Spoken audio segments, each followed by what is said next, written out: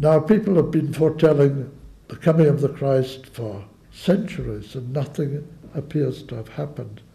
But in 1945, Maitreya said if humanity of its own free will take the necessary step to put its house in order, they would lead humanity, if we accept it, into this new age.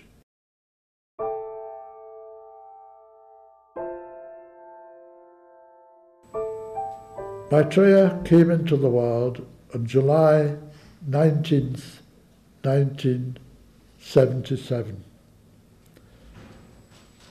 Not from the sky as Christian groups imagine he will come, but from no nearer the sky than the high Himalaya.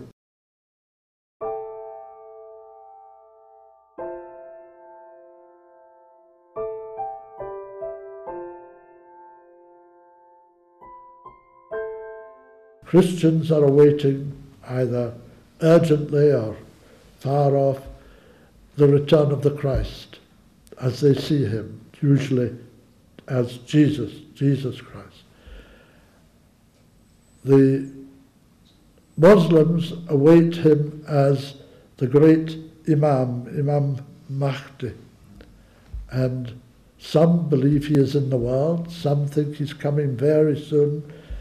Hindus await him as Krishna returned, some believe he is even here, or Kalki Avatar. Jews await him as the Messiah. Buddhists await him under his name, Maitreya.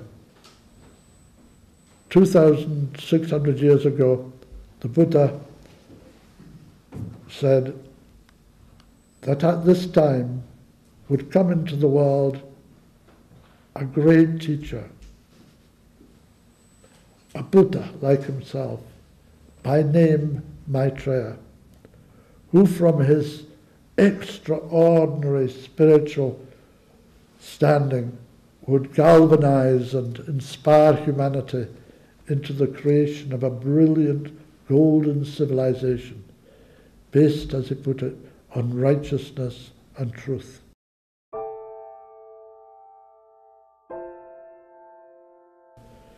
He will be seen in America, first of all, on television, where he can speak to millions of people. But he will not say who he is. He will not call himself Maitreya. He doesn't want followers. He's not a guru who wants as many disciples as possible. Not at all. He comes as a teacher.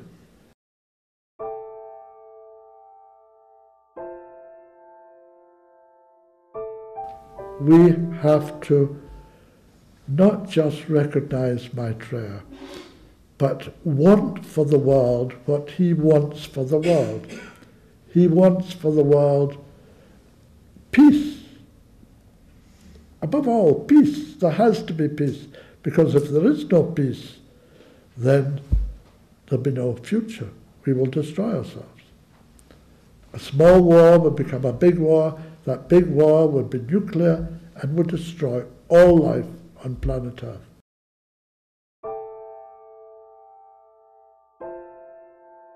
Maitreya says the essentials of life are enough food, enough of the right kind of food, shelter, enough proper shelter, proper health care, and correct education.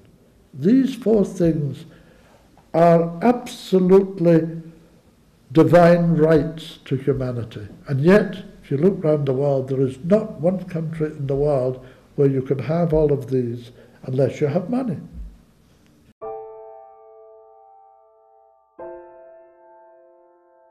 So the answer, the key to the whole problems before humanity is seen in Maitreya's eyes as sharing. Is humanity ready for sharing? Maitreya says, well, we have really no alternative. Every other method has been tried and has failed miserably, brought us war after war, crisis after crisis, poverty and humiliation and degradation throughout the world. 2/3 of the world's population, 2/3, live in the developing world.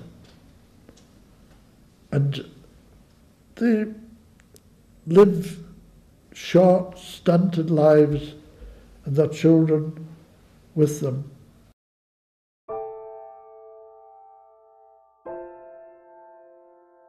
And so he will talk simply like us, like you have heard me speak tonight, saying more or less the same things, I suppose. The difference being that when he says it, his energy, which is the energy of the Christ principle, goes with it. Every word, it penetrates the heart. You're listening to me with your mind, I hope with your heart, but certainly with your mind. But when Maitreya speaks, you hear it in your heart, not this heart beating at the left side of the chest, but at this heart, which is the seat of the soul in the physical body.